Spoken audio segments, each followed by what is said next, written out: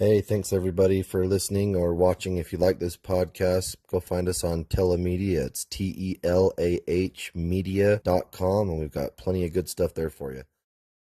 Well, hello, good morning, afternoon, evening, middle of the night. I don't know what it is where you're at. My name is Andy Lithgow, and I'm here on the Fishing and Fun podcast brought to you by Telemedia. We'll tell you at the end of the segment on how to go and reach all that stuff. If you're interested in sending us an email or something like that, that'd be awesome. I would love to. I think since it's the very first podcast that we're doing, I would love to cover kind of just a couple things like how I got started, how I found the love of the outdoors. Like I said, it's called the Fishing and Fun podcast. So anything that's fun and outdoors, especially fishing, I've always just been a huge fan. It's been something that's come real natural to me. I've just always enjoyed it. I teach fly fishing. That's just part of my life, So I hope that I reach out to a whole bunch of those people in that type scenario that enjoy fishing and fun and outdoor stuff. And I don't care if it's just riding four-wheelers or going to your local sand dunes or whatever it is. It doesn't matter to me. But I would like to start off with my history and kind of where I came about, and it's probably fairly similar to a whole bunch of people out there. I started out years ago when I was just a kid. I think I got my first BB gun. I believe it was my 7th birthday. The old Red Ryder BB gun. I think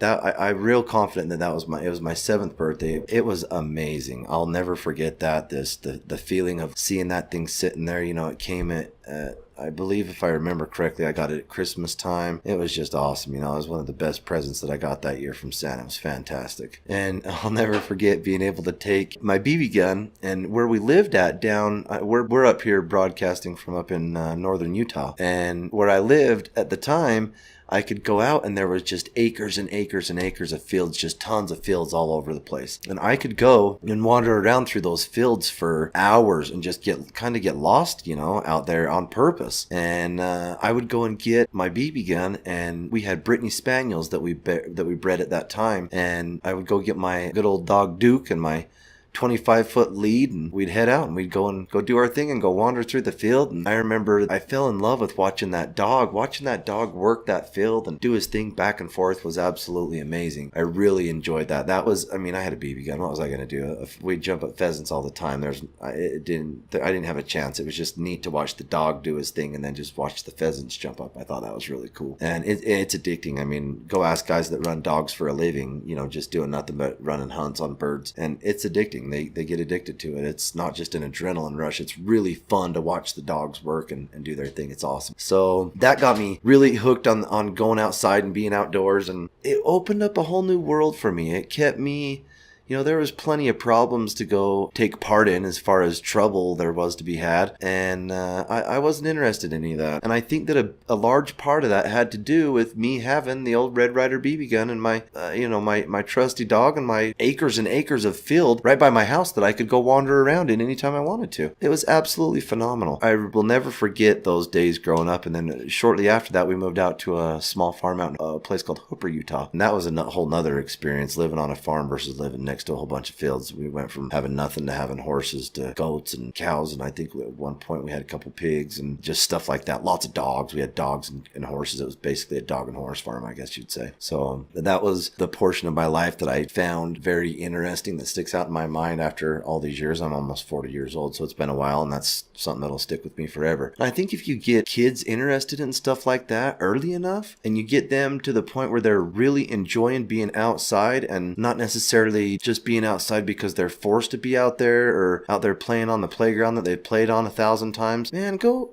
get them kids a Red Ryder BB gun and have them start doing my kids go out and do some competitions out in the backyard at our house. Granted, we live on a couple acres, so it's a little bit different, but anybody that wanted to could set up a rather safe, quick, and easy way for the kids to shoot and do some target practice with a Red Ryder BB gun. It's something you should absolutely go and do. You should for sure at least give it a try. Like I said, I know that if you set ground rules, you're going to be a lot more efficient on possibly avoiding some of the neighbors, windows getting shot out and whatnot, with a good stern chit chat before you just let them run loose with their Red Ryder BB gun. But I honestly think that was a huge portion of my life that I spent wandering around just out in the field with a dog on my BB gun. I'd sit back and just stare up at the clouds, and I'd see all kinds of different animals, all different birds, and there's foxes out there, and there was muskrat, and just all kinds of stuff. It was awesome. Just sitting there being sneaky. I remember eating an apple underneath a bush one day and sitting there watching ducks playing in the canal that was in front of me. It was this big chunk of water that was still water. And I remember sitting there watching those ducks playing around, and all of a sudden you'd sneak over just a little bit farther and you'd look down, like I would lunge forward, just kind of hunch forward a little bit, and I could see farther down on the water, and there's a cat trying to sneak its way up the canal, trying to come snag one of these ducks. And I don't know whether it was trying to get to maybe one of their babies or something. I don't know. They had ducklings back then, if that was the time of year is what I meant to say. Just stuff like that, man, just to get them out and play. And that's where it's at. That's honestly where my memory started was. So you can't go wrong with the Red Ryder BB gun. It's just a fantastic thing to have. I really think that it keeps kids out of trouble. The other thing that really helped for me was I had in that same canal I was telling you about a minute ago, there was lots of fish and I had a fishing pole, but it was such a crappy fishing pole. I believe I got it for free. It was the first one I ever had. I remember it having some trouble with the reel. It wasn't working, so I would go over to the bridge and I'd pull out a bunch of line and I'd wrap it around my hand and kind of make a whole bunch of little loops, and I'd grab it in my hand and just toss it down there as far as I could and catch these little carp and these little chubs that were in the canal. I thought that was so neat, and I thought that it was just something that I was just never ever going to get sick of. And I was right. I never got sick of it. But the funny part is I started going out there by myself, and then people would drive by and, their kids that are my age or whatever would see me down there. And next thing I know, I would be going by with my parents to go over to my grandma's house or something down the street. And there would be kids down there fishing as well. Like they saw me down there. So next thing you know, they're down there fishing. And now that same little creek, stream, canal, whatever you want to call it, it runs into a pond that they've released live fish in there, and you can go catch trout and catfish and all kinds of fun stuff. It's just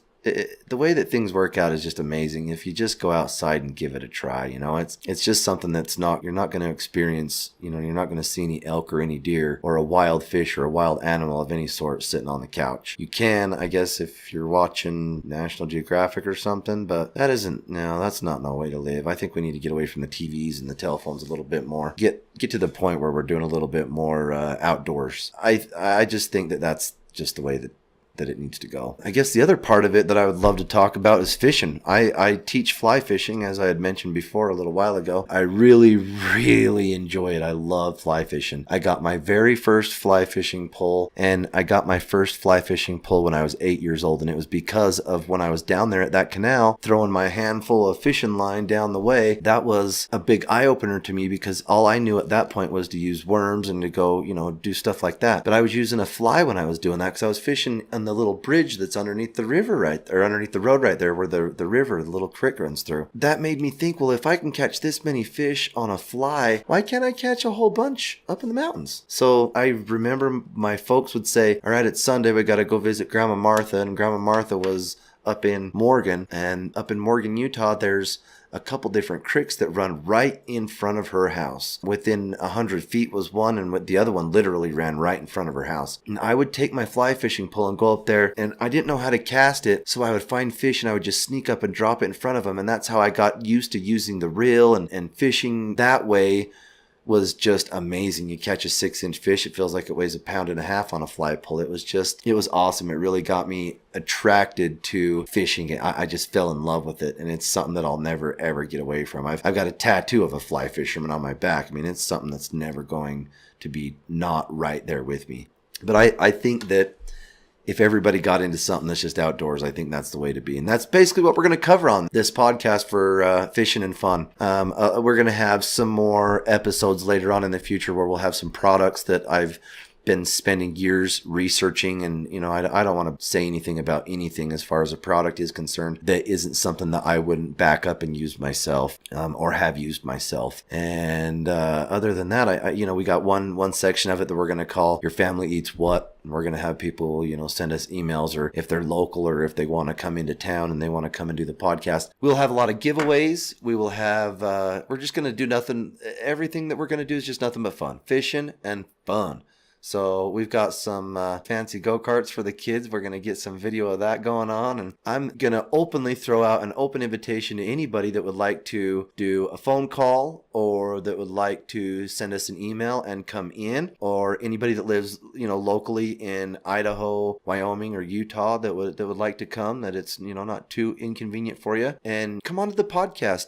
You have a product that you made or an invention or something? Cool. Come on, let's talk about it. You want to just come on and tell us about the way that you got into the outdoors, or the way that you got into the love of being outdoors? Come do it. Come on. That's awesome. Let's do it. Don't forget to find us on all of the different media spots, all the iTunes and the what have yous. And I'll let Zach finish up from here and tell you exactly where to find us at and how to get a hold of all of our information. Thanks for your time, and I look forward to, hopefully hundreds and thousands maybe in the future of different times having a little chit chat with y'all. And I enjoyed it. Cheers. So you can go ahead and check us out on Spotify and iTunes here shortly. If you need to contact us, you can use the Contact Us page on our website, Telemedia. Make sure to please cite the podcast you are coming from so we know how to accurately respond to your email. Check us out on Instagram, Twitter, and YouTube at Telemedia and at Fishin' in Fun Pod. On Twitter and at Fishin' in Fun Podcast on Instagram. Make sure to check out our apparel store on Etsy. You can also find a link to that on our website, telemedia.com. You guys have a good night, and we'll see y'all later.